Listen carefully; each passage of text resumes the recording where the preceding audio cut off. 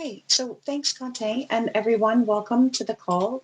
Starting to feel a little bit like things are moving fast. I know that there's a lot of other calls and other conversations that are taking place in addition to these GFAN calls, but we hope that we can continue to use our regular GFAN calls as an opportunity to connect as a group and make sure that we're sharing as much information as widely as possible and give people the heads up in terms of actions and activities that are coming up over the next few weeks to few months, where we as GFAN are looking for your support and your amplification of the work, and also where you can ask for colleagues to join you and work on these issues as well. So today, what we thought we would try to talk about quickly is the AIDS conference that's coming up in Montreal. And while not everyone will be joining in person or necessarily useful for you to join in person, it does have a hybrid capacity and we will have a presence as GFAN. So we wanted to invite a Canadian colleague to share a little bit about that with us, and we will do that in a bit. But because of Peter's time schedule this morning, we did actually just want to note for all of you that the global GFAN meeting, which we have held in the past in person at the Lloyd, we usually are able to invite about 70 or 80 advocates to join us in person. And this time we're really excited that we will be able to open up invitations to those who would like to join virtually. Will have the setup to be both virtual and in person, assuming that everything goes well. So please do pay attention to your inboxes for that invite to the virtual meeting if you haven't already received it. And that will be May 31st until June 2nd.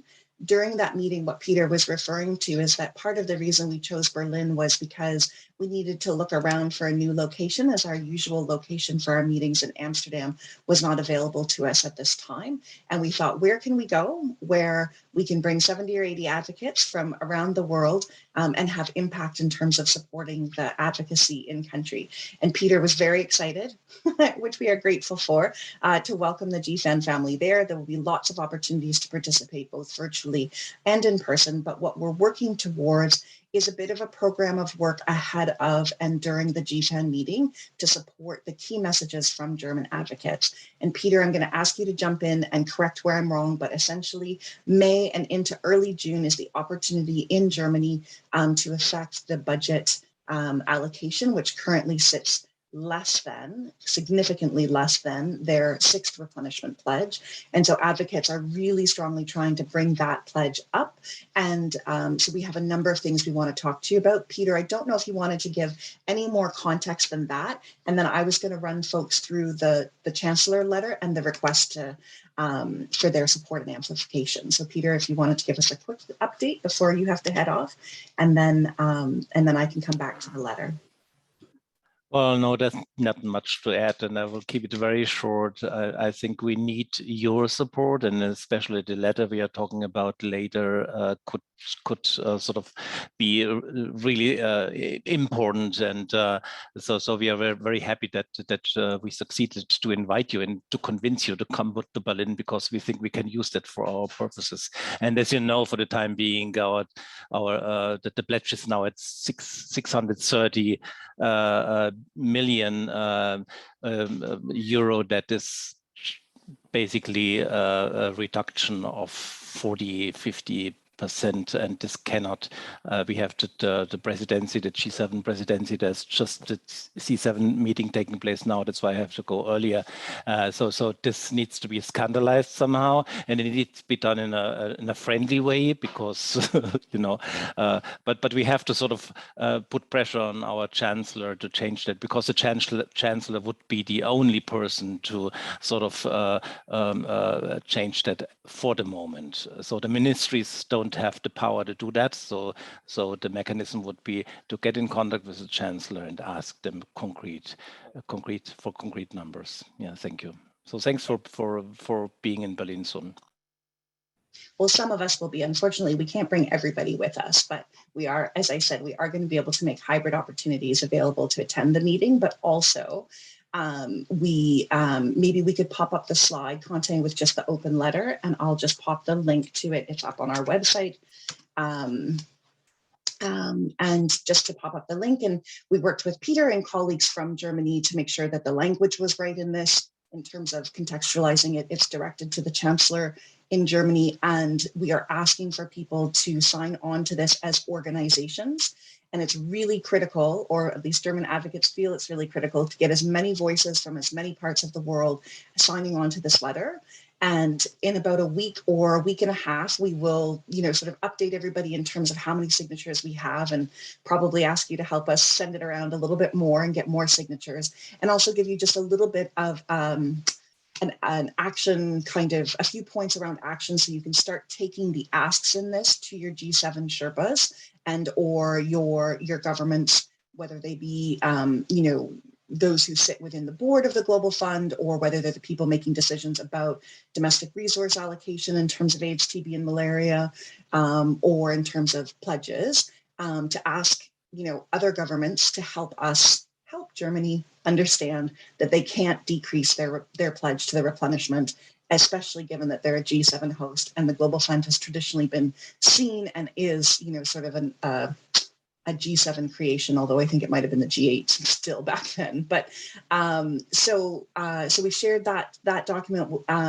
We'll be asking all of you to add organizational sign-on. We'll be giving you a few more tools over the next few weeks to sort of use this in your advocacy, and ask you, to reach out and ask other countries to bring a little bit of, I'm not sure what the right word is, maybe, but some polite shaming of our German colleagues, to hopefully influence the outcome of the budget for early, that will be sort of finalized in early July. And as Peter said, it's the Chancellor who can do that. So I see one hand raised, happy to take other questions from folks, but again, please use the raise hand function, or just note in the chat that you do have a question. And so Delphine, you have your hand raised. Go ahead, please. It's nice to see you again. Hi, nice to see you. This is Delphine from RBM. This is really good, this open letter. I just wanted to understand a bit, why is it to the Chancellor? Is it because he's ultimately, I think that's what you were alluding to, right? The money, the decision maker on the money. I'm asking this because we're having a call later this week with partners of RBM to discuss potentially letters to key donors from African and other ambassadors. And so I wanted to see a bit of strategy, how these different potential letters, does it make sense? Should we leave Germany to civil society? So yeah, that was a bit, we're not yet, it's no decision. It's just something that came out of the meetings in the US last week, and trying to think what is the next step in terms of advocacy and what are the key moments. Yeah, I'd welcome a bit of your thinking, because I think the other communities are more connected to the Germans for sure than malaria, because I think the Germans are kind of generally saying they don't really care about malaria. So any inputs, any advice would be welcome. So Peter, please jump in if I get this incorrect, but essentially because the budget has already sort of been presented as sort of as a draft, then it's really only the Chancellor who can adjust that, because there's no ability to move within the department that's responsible to increase their portfolio, right? They can advocate for that, and there's very strong support within that department for the Global Fund and for a larger pledge, but ultimately it's the Chancellor who can make that decision. Is that correct, Peter? I should have just let you. Yeah, this is absolutely right. And so that the latest sort of budgetary decisions will be done in 2 weeks. So the moment is now. It's really now. So the letter comes exactly in time, and please sort of distribute the letter itself in as many ways as possible.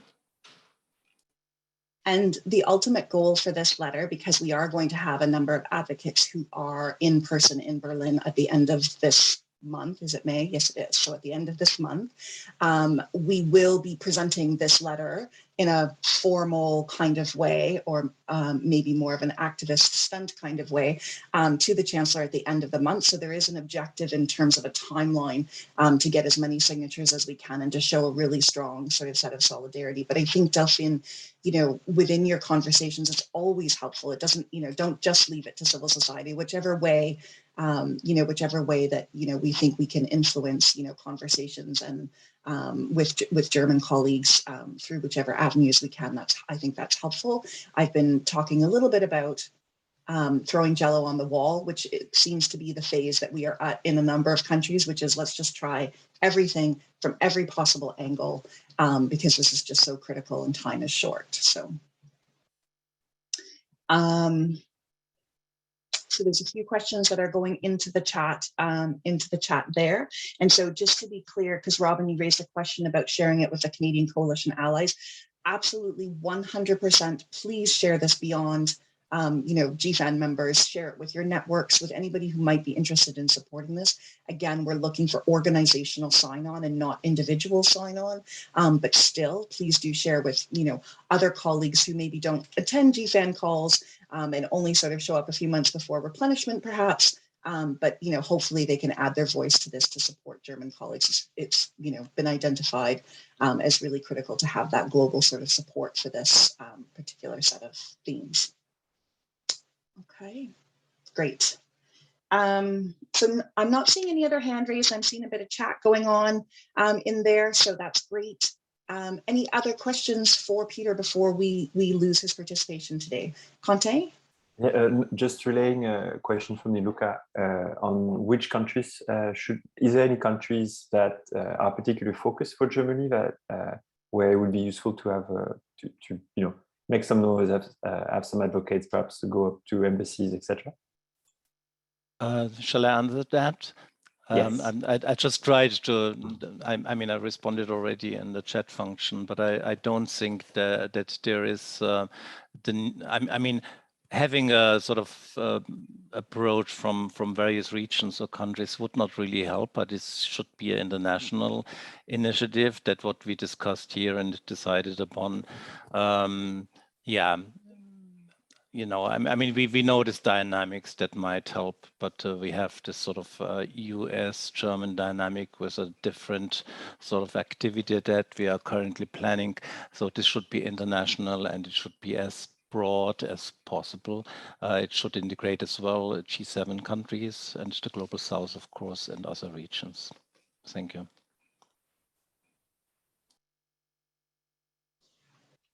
Okay, great.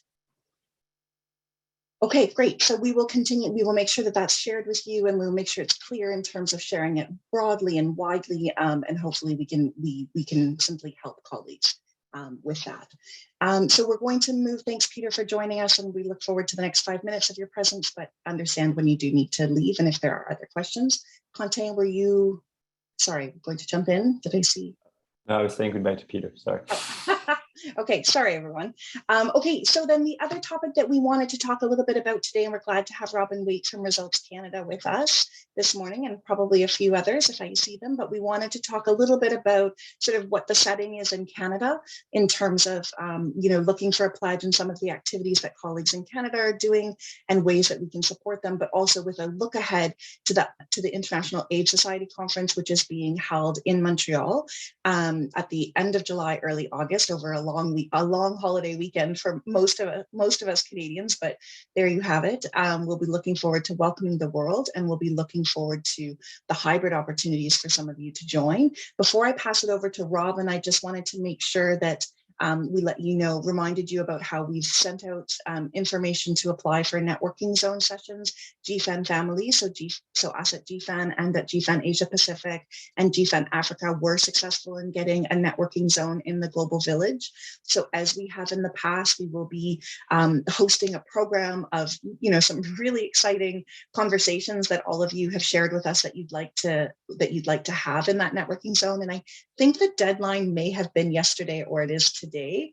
But if you're hearing this for the first time and missed those emails, and there really is a conversation that you would hope to have within the GFAN networking zone, please do reach out ASAP, and we can at least try to consider that within that. But we're hoping to be able to share with all of you by the end of the month what the program looks like for the networking zone, and a few other activities that we'll be planning as GFAN around the conference, which will include a pre-meeting for all GFAN Global Fund advocates just ahead of the conference, and sort of other key activities. We do our best to keep everybody updated with sort of daily updates and a calendar of, important events to consider attending and participating in, if what you're at the IAS for is at least in part to continue to drum up interest and support in the Global Fund replenishment. So Robyn, you have a lot more to say, to give us an update about Canada and what's happening at the IAS, so I'll pass it to you. But just to say, GFAN is hoping to have a strong presence in Montreal as well, and looking forward to supporting our Canadian partners. So Robyn, over to you. Hello, everyone. I hope you're doing okay today. I'm Robyn with Results Canada. So in the Canadian context, we started working in collaboration with allied Fight for What Counts advocates in December of last year, which was really good strategy because we now have a list of like 40 people engaged in our campaign coalition at this moment. And we have a really comprehensive strategy lined up to line the dominoes up to try and get Prime Minister Justin Trudeau to make an ambitious 30% increase pledge, which is 1.2 billion Canadian dollars at the AIDS conference this year happening in Montreal. So our campaign kicked off in April. So we're in month 2 of our campaign now. A couple of things that we're working on, and I'd be very happy to maybe share some resources with this wider group in case you want to repurpose content or steal ideas, and we can kind of learn from each other in that way by sharing our campaign strategies and tactics with each other. Very happy to share this information and materials later. But a couple of things we have under the way. We have a week of action lined up for the end of May, where we're going to be engaging Canadian parliamentarians and decision makers with our ask. And our big ask of those parliamentarians is to send a letter to Prime Minister Trudeau asking him to show up at the AIDS conference and make an ambitious pledge in the Global Fund. We also have a CSO and individual sign-on letter circulating now that has our explicit $1.2 billion ask in it that we as a community will send to the Prime Minister shortly. We've been working really closely with our colleagues at the Global Fund. They have a trip planned to come to Canada mid-May, so we're collaborating with them to try and get them a meeting with the Prime Minister, meeting with the Minister of Development. They're appearing in front of our Foreign Affairs Committee on Parliament Hill and engaging with CSO advocates to kind of get us all motivated to work really hard in support of getting this 30% increase that we need. So those are a couple of things we're doing. We also are going to engage around Pride Parade in Toronto in June, and we're hoping to bring a GFAN speaker to Canada to support in that. Maybe Lois, because Lois has a really good relationship with Prime Minister Justin Trudeau, so that might be something to consider if we can't get her to Canada for the May trip. And then the AIDS conference, of course. So we're hearing already through our discussions with the Global Fund, colleagues at Global Affairs Canada, and the Minister's Office that there is some alignment and agreement around this being a good idea for Canada to make an early pledge at the AIDS conference. So we're pretty hopeful and confident that we can make it happen. We've also heard that Canada is on board with an increase from their $930.4 million pledge last replenishment.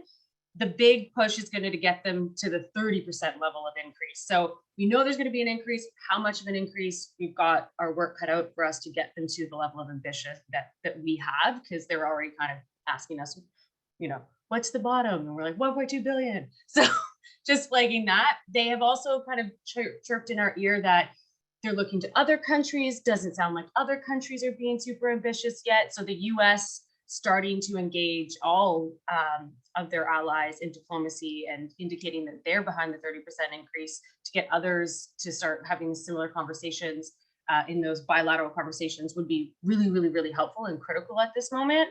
In terms of where and when Canada could maybe pledge at the conference, I think the opening ceremony is a probability. I know Peter Sands is going to be participating in that one. So hopefully Justin Trudeau would see that as a good opportunity. And there's conversations happening around that now, I think. But there's also going to be a session around looking at essentially Canada's feminist international assistance policy. And that could also be a session where that happens. But maybe I'll leave it there. That was kind of a whirlwind overview of the work we're doing in Canada. We won't be able to join you in Berlin for the GFAN meeting because unfortunately, we locked in our week of action at the exact same time. So we'll miss you, but hopefully you guys can take some actions on social media to show us your love and support, and we can communicate through the digital airwaves.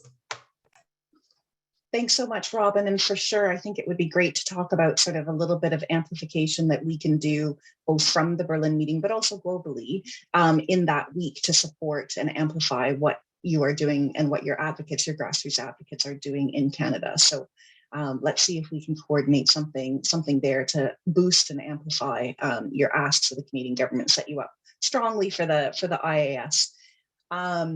Any questions or comments around either of those sort of elements, the Canadian pledge and how that looks now there, or the IAS?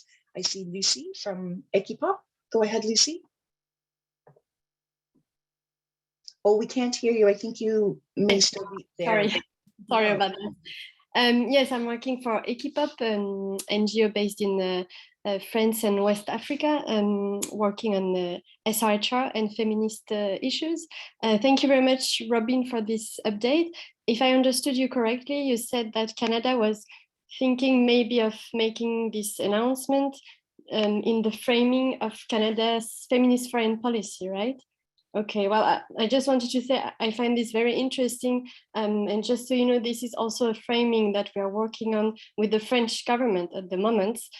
We've been working with them a lot on this feminist foreign policy and how HIV could fit within this and how it could, push France also to increase their contribution to the Global Fund. And I'm also working at the moment with the Canadian Embassy in France on this issue. So I'm really happy to hear that. And also on the side note, I'd be very happy to connect with you. So I'll just take your name if that's okay with you. So thanks, very interesting to hear. No problem. And so the UK is in the same position. I know they're working on looking at how the Global Fund could be a strong investment in SRHR as well. So we've shared some past resources because last replenishment conference, that was our entire campaign framing, was aligning the Global Fund with FIAP, our Feminist International Assistance Policy. So I did flip some content over to Katie. I'm not sure how or when you want to share that with others, but that's with you. I can share it with the wider group if that's helpful. And then I'm also going to share a link right now to every month Results Canada releases what we call a call to action that our volunteers engage with to educate themselves about our campaign and then also to take strategic advocacy action. So I just shared the link there. This month is a bit of a focus on aligning the Global Fund with Canada's Feminist International Assistance Policy. And we'll have some more content ready soon that were put together to support our week of action and our advocates participating in that I can also share. And I've been pushing the Global Fund Secretariat to, in their words, put down on paper how the Global Fund is a good investment in the health of women and girls. So I think Suzanne might have sent me a draft of that briefing note the other day. So hopefully that comes through soon too, and that can be of use to all countries as well. Yeah, and just to say that we're currently working on, as we've been doing sort of throughout this sort of replenishment process in terms of, sorry, my brain isn't working so well this morning, but briefs, essentially doing complementary briefs to our general GFAN ask on a number of different issues. And we're working with, she's not on the call today, she often is, but she isn't today, but with Sophie Dilmatis from Women for Global Fund around some of their efforts and working on sort of a gendered sort of, approach and understanding of the Global Fund and its work, so that will be available, in different countries. And Lucy, we don't always, we rarely have those published in different languages, but certainly given the importance in the Canadian context, as well as you're saying to us, potentially in the French context, we could absolutely look at a French translation of that one in particular, if that would be most useful. So, we can talk about that, and I'll make sure, unless you and Robyn connect separately, I'll make sure to get you two in touch with each other, so that you have each other's contact information and can share the resources that Robyn has already shared, which are, sort of from the last replenishment. I hope that makes sense. Yes, exactly. And also Women for Global Fund do have sort of a campaigning moment coming in June as well. And so hopefully in advance of that, we have these materials sort of sorted out, so that it's useful in other people's advocacy, but also for their sort of week of action that they're planning with some new sort of youth and young women engagement. Any other questions or comments for Robyn, or to build off of anything that Lucy has raised?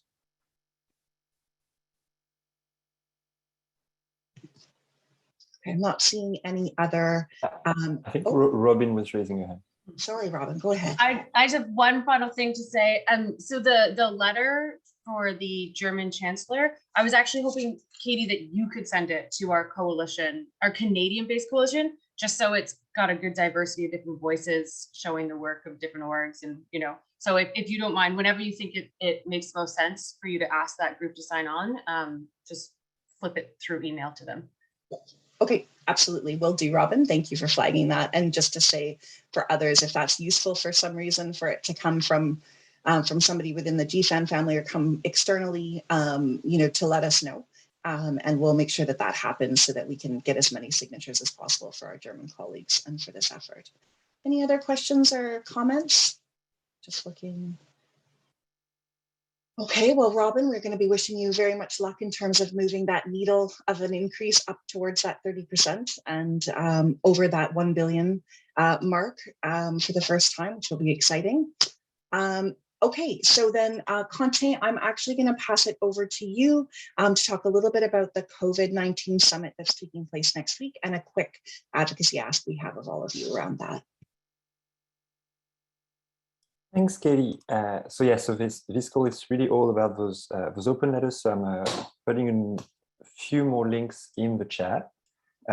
So as you might all know, back in September, the US organized the COVID Summit.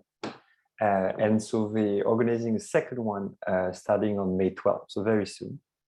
So we'll be building on that first summit.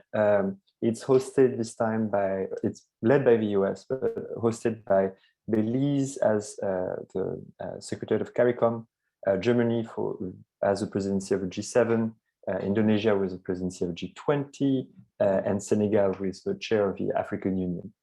And so these five countries have convened that the summit. The reason why we feel like the reason why we wrote this letter and what is the issue that we're interested in, and it's not actually mentioned in the text of the letter, is that we expect the financial intermediary fund for pandemic preparedness and response to be at the center of conversations during the summit.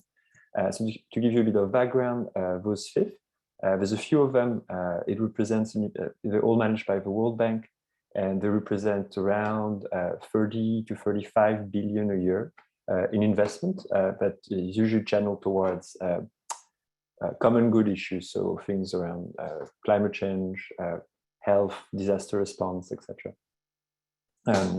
To give you an idea of the kind of investment we're talking about for that PPR FIP, the WHO released a couple of days ago their ask for investment based on declarations of G20 ministers, and the WHO wants 5 years of funding to be invested upfront.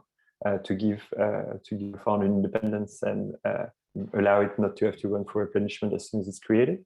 And the WHO considers this the need of 10 billion per year to be invested in pandemic preparedness and response. So it would be an initial investment of 50 billion. So it's I'm not particularly privy to how realistic these numbers are, but that gives you an idea of the sort of scale we're talking about. So it would be a huge investment, and we consider that to be at least worrying. Or at least we see a number of challenges. So the first one is that that new fund would be a new instrument. So it's not it has no track record. It's not proven to work. And also it would have to be created from scratch, which might mean that it will only come into play and have an impact later. It would be hosted by the World Bank, which has a record of holding these financial intermediary funds. So we expect them to be, they're technically sound, but we also know that they don't have a great record of transparency and inclusivity in terms of their governance. And a more immediate challenge is that, of course, such a creation of that fund would potentially drag resources away from, distract resources away from other replenishment, especially the seventh replenishment of the Global Fund. So that's competition at a time where we've seen resources shrink, not increase, as we've just discussed in the case of Germany.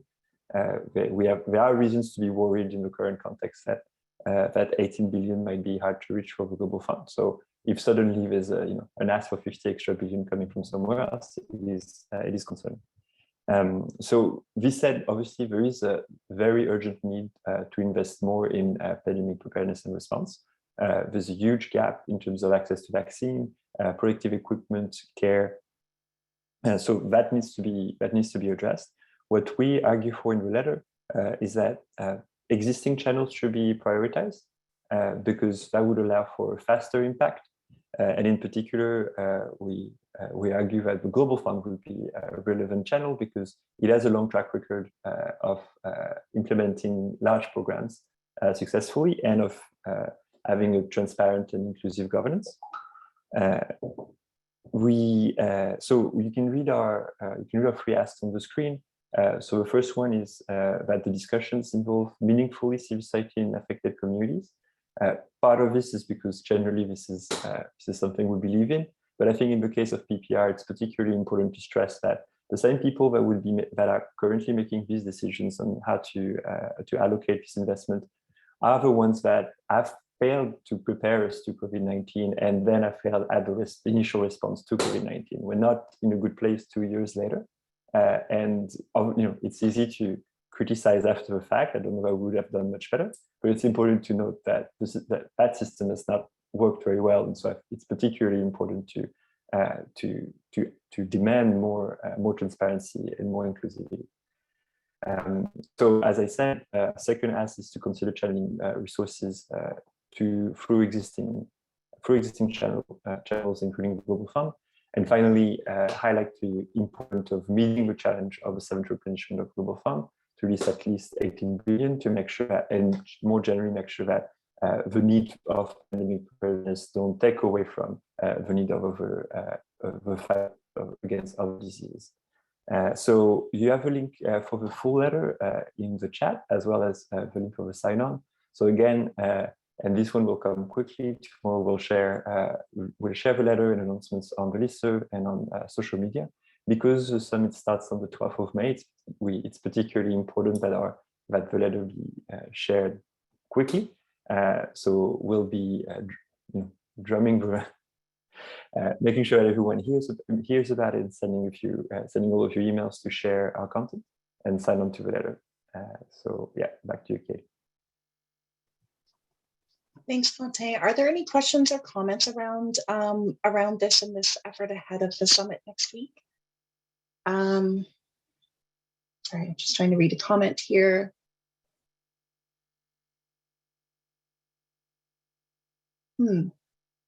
So James, maybe you could speak a little bit to what it would be. I think there's a limited window here in terms of, changing some of the language, but I think we could totally consider something like that if you could maybe speak to it a bit more specifically about where you would see that fitting. I was assuming you've had a chance to just quickly look at the letter as it's been drafted, and is it something that is additional to sort of the asks language, or is it something that would be within sort of the context of the letter more generally? Hey, Katie. Thanks, Quentin, as well for sharing. Look, I think it's something that might fit in the asks, but I also understand the value of just having 3 asks and not getting a list that starts to spiral. But one of the things, I guess, during the Global Fund, the C19RM, there was obviously one of the key asks that the Global Fund was pushing was around mitigating impact against the 3 diseases. And one way to potentially do that is to ensure that the investments around COVID that are being made are also, where possible, having benefit for the other three diseases. So I think it can fit as an ask, but also it could fit in the text if you prefer just to narrow it to those three asks. But yeah, I think that there's definitely opportunities for countries to be encouraged to continue to explore investments that are bi or tri-directional for the other diseases, in addition to when they're making those commitments around COVID. So without having particular wording in mind, that was the suggestion. Thanks.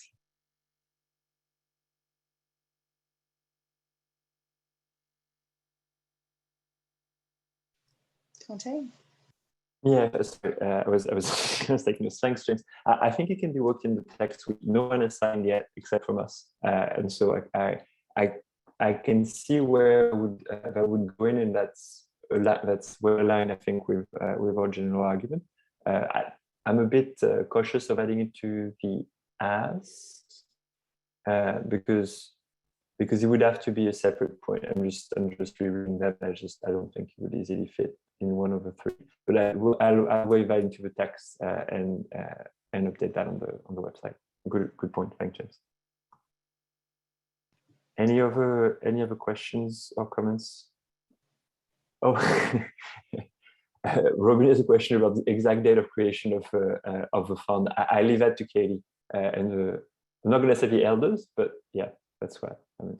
Sorry, did you just call me an elder? Anywho, and I think Pauline is actually on the call too, but I believe that we say 2002 because that is when the Global Fund was formally constituted, but there's a lot of other dates where it was like discussed. I think 2000 was the Okinawa Summit where it was sort of discussed and determined that it would be,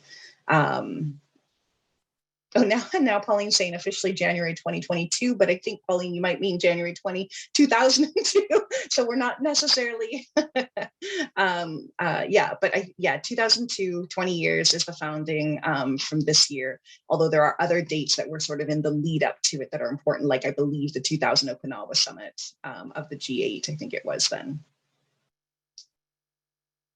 Anything, Pauline? Go ahead, please. Yeah, no, I can add. I mean, basically, officially, the officially like act of creation was January 2002. So that's why that, you know, officially the 20th anniversary would be January 2022. But then you can, you know, I mean, and depending on the context, also we've been adapting it because, you know, if it resonates more for, you know, in Italy, it was, you know, 1 year before, after, because that was, you know, corresponding to a G8 summit at that time that was very important for Italy. So we, you know, we adapt depending on, you know, as part of narrative, but officially that's the date. And also, you know, if you would see, I mean, we have celebrated the 20th anniversary of the Global Fund through the second half of 2021.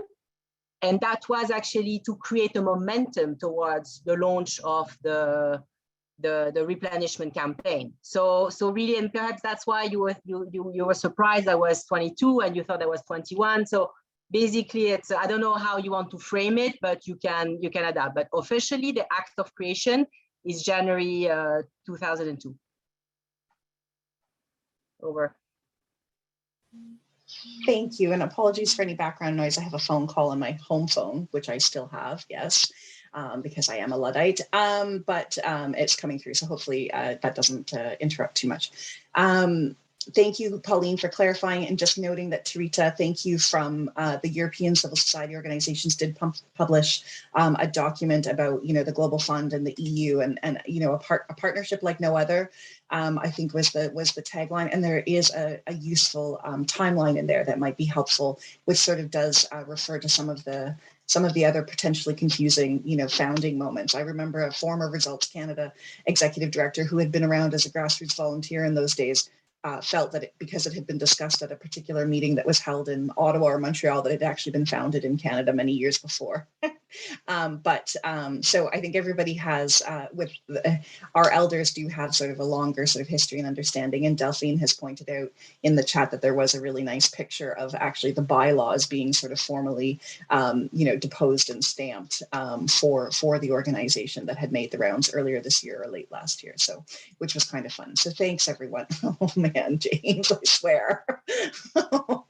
People calling me an elder. I mean, come on now. I think that's it. If there aren't any other questions or comments, and I'm not seeing any other hands raised, I did see a question from a colleague in the chat around IAS and sponsorship. And I'll be honest, I'm not sure that I have a great answer on that, as the deadlines, I believe, have passed for applying for the formal sort of scholarships. And I'm not personally aware of any others, but if folks are aware of any other opportunities to apply for sponsorship or funding support to attend the IAS, please do have a look in the chat. It was from Linda Coulet Sevilla in our chat. So please do share any resources that you have. And I'll look around to see if I'm missing something that has been sent around and make sure that we get it to colleagues if there are sort of other opportunities. So that brings us to sort of we have a few other minor announcements from our end to make, but I did just want to open the floor, and I popped it in the chat a bit earlier about Chris found the tweet with the founding doc. Thanks, Chris. I just did want to open it up to see if anybody else had any other announcements or questions that they wanted to raise of colleagues, or notice of any upcoming events where you would be looking for GFAN colleagues amplification and support for those. So if there is anything, it's been a long time since we've had time at the end of a call where we could do this. So apologies to sort of throw it at all of you. But if there is something that you wanted to share, or a question that you wanted to ask that can inform all of us, please go ahead, raise your hand or unmute or just pop into the chat. We'll just give you an opportunity real quickly here. Rosemary, thank you. Go ahead. Nice to see you. Yeah, thanks, Katie. Just wanted to check with Delphine about the African ambassadors opportunity that she's referring to, so we can see whether there are opportunities for collaboration. Yeah, so it's really early. We had a big event last week in Washington, and this had been discussed ahead of that event, but we thought about it a bit last minute, and ALNA, the African Leader Malaria Alliance, thought that it was a good idea, but they would need a bit more time. So we are recirculating the idea. We're actually having a discussion tomorrow with various partners to see whether that's a good tactic, and what our key question at the moment, and I'd welcome anyone's thoughts, is at what time would it be good for which country? So are we doing a letter of all the African ambassadors in France? And if so, what's the right time for that? Are we doing it in other countries? And again, if so, at what time? And if this is indeed launched by us, we would really welcome this group's support to help mobilize ambassadors. But it's a still really early planning stage. Yeah, thanks, Delphine. And I wondered whether, for example, Peter in Germany, the week of the Global Fund, the GFAN meeting, whether that would be a good timing to reach out to the African ambassadors in Berlin. And then also, Robyn, you were talking about the week of action in Canada, whether that would be good timing for Canada to align that with outreach of African ambassadors there. Just thinking. Rosemary, just to say that Peter won't jump in because he had to leave, and to note that one of the events we'll have a high level event. We hope to organize a high level event at the GFAN meeting, and one of the things we wanted to do is to bring in the ambassadors from the host countries of the preparatory conference. So we're still discussing of whether it will be able to take place, etc. But just to say that we are planning on engaging African ambassador colleagues during the GFAN meeting. Katie, to jump off for a second, I think Rosemary, do you have anything else to add, or otherwise I'll pass on the floor to Chris? No, that's fine. That's it from me. Thanks. Thanks, Rosemary. Chris, the floor is yours. Yes, hi, Delphine. Yeah, no, I just wondering if you're in touch with, there is another effort on African leadership voices making a statement. And I'm just wondering if you're connected to Shushu at all about that, because she's been working on that issue. I can write. Yeah, I know we have a call tomorrow with friends. Well, you guys, I think Mark's coming. And I think someone's coming from Malaria No More. So I don't know actually, I'm not aware, but I'm sure someone might be aware. And maybe tomorrow is the whole point of trying to discuss that. What's the right level? What's the right strategy? And for which country, I think is the question. And from what I've heard, both with the timeline for Germany and the existing letter, maybe Germany is not the target, but maybe other countries are. But I will liaise, and I will ask if anyone's aware. I will liaise with Shushu. We've been in touch in the past. Okay, great. I mean, as long as you're in touch with Shushu, there's a call that I'm doing with her tomorrow and someone from the Rwandan embassy in DC. So that process is happening. As long as you guys you're linked up, I think it's great. Thanks a lot, both. I'm seeing a message from Claire in the chat about a report on the impact of a global fund in Ukraine. Do you want to just take the floor for a second to tell us about it? Because that's actually something that we're quite interested in with GFAN as well. So any resource on that front would be really useful. Yeah, sure. Thank you. So yeah, we've drafted a report, which is a bit of a case study of the Global Fund's impact in Ukraine. And we've sourced some stories from TB and HIV patients in Ukraine as well, working with a consultant on that. As I said in the chat, at the moment, it's sort of directly targeted at the UK government because we know that the response to Ukraine is one of the Foreign Office's priorities at the moment, but we're aware that it's quite a useful resource more generally just to have particularly information about like the emergency response written down, because that's not currently written down anywhere. So we're looking at, once it's been published next week in the UK, adapting the document to sort of remove UK-based recommendations and just have it as a more general case study. So I don't have timelines for that at the moment, but it's something that is sort of in the works and should be ready in the next few weeks. So if that's helpful for partners, I can sort of share as and when it's ready and keep you up to date on timelines for that as well. Yeah, that's amazing. That if you can make sure that you pass it on and either send it on the GFAN listserv or pass it on to us so that we can share it through the listserv, that would be amazing.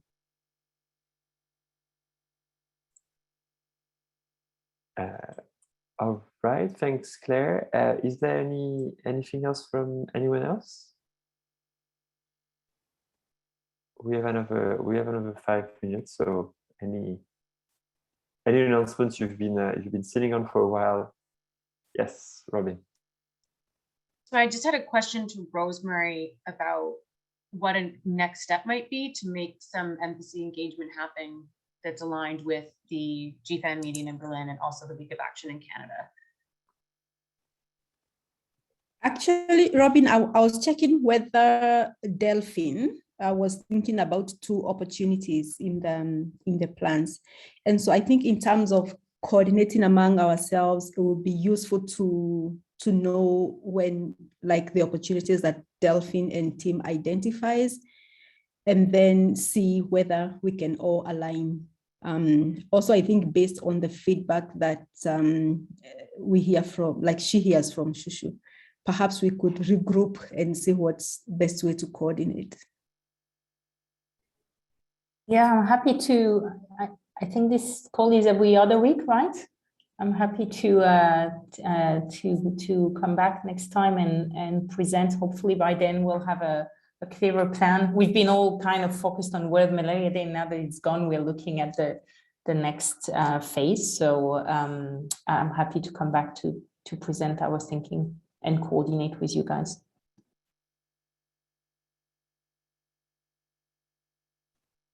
Great, thanks a lot. I see that Chase, you have your hand up. Yeah, thanks. Just a quick follow-up question on Ukraine. Do we know of any community or civil society members from Ukraine that will be attending IAS?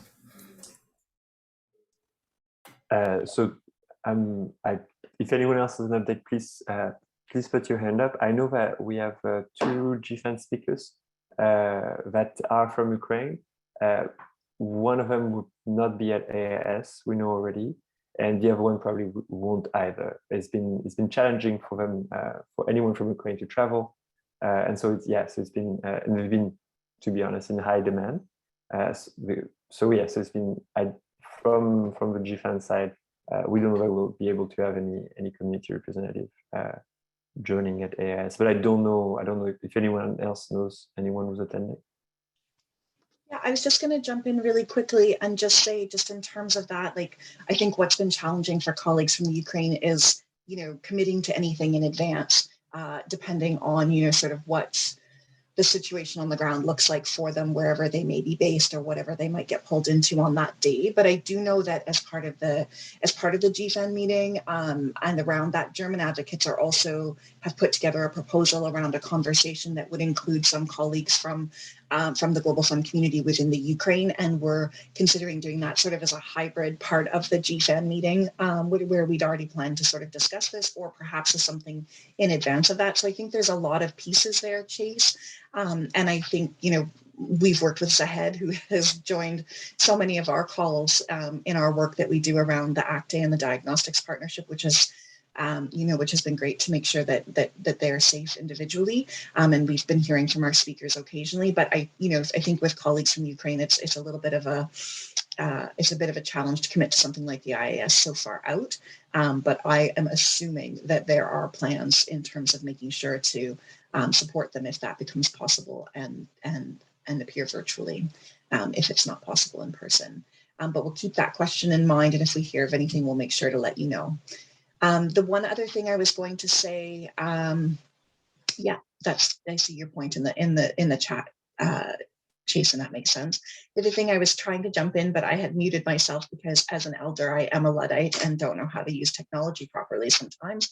But I did just want to say, in terms of the conversation around the embassy outreach and those kinds of things, Delphine, I think it would be helpful to hear back from you in 2 weeks. I'm looking at Conte on screen because I'm not sure what we may have already planned for the regular call in 2 weeks, but we can find a way to incorporate that conversation. And what I would suggest to all of you who feel like some, embassy diplomatic kind of outreach would be helpful to you in your country, if that's happening in, implementing countries or, Global Fund champion countries, that kind of thing, then what I would suggest to you is watch for, notice for the next call, or we may have to schedule it at a different time, but let's try to come back together around that specifically. But it's important to bring specific requests of like which specific countries it's helpful to hear from, Canadian embassies in countries X, Y, and Z, or French embassies in countries X, Y, and Z. The tools have been created by I think Anu and Miluka are on the call, but our colleagues at GFAN Asia Pacific led the GFAN family through the creation of a number of tools that could be reutilized in terms of that outreach. But it's really about understanding very specific targets that would be helpful to your advocacy in terms of countries where embassies should be outreached to, or high commissions, whatever it might be, so that we can maybe come together with a bit of a plan and understand where some of the key moments are. That's my kid's school, so I'm going to run, but I think we'll come back to you all around some of those things soon. Okay, sorry. All right. So I'm jumping back in. Unless anyone else has another question,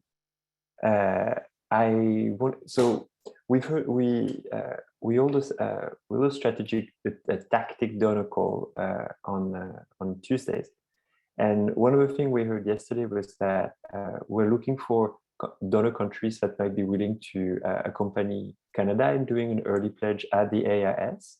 As far as I know, we don't have a clear idea of what would be good candidate countries. And so I just wanted to put it out to the network. Do you know of any countries that would be where you would see it realistic to have an early commitment as soon as late July? And if yes, which?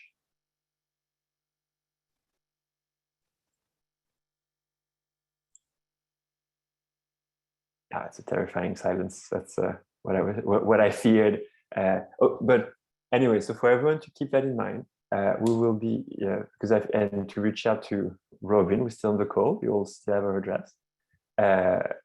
If you have any idea or need any support to sort of push your decision makers to perhaps commit to something early and start working towards that now, because it's gonna come faster than we realize. Unless there are any other questions on this, I'll be closing the call. So flagging again that we'll be sharing those 2 open letters tomorrow on social media and release serve, and I'm looking for counting on all of you to share them and to ensure that they are argue for your organizations to join and try to find other candidates to join, sign them. And I want to thank Robyn for joining us today and for her presentation, and all of you for being here. And with this, we're going to close. Bye, Robyn, and thanks for the pet shot. All right, bye, everyone. Thank you. Bye. All. So, bye. Bye.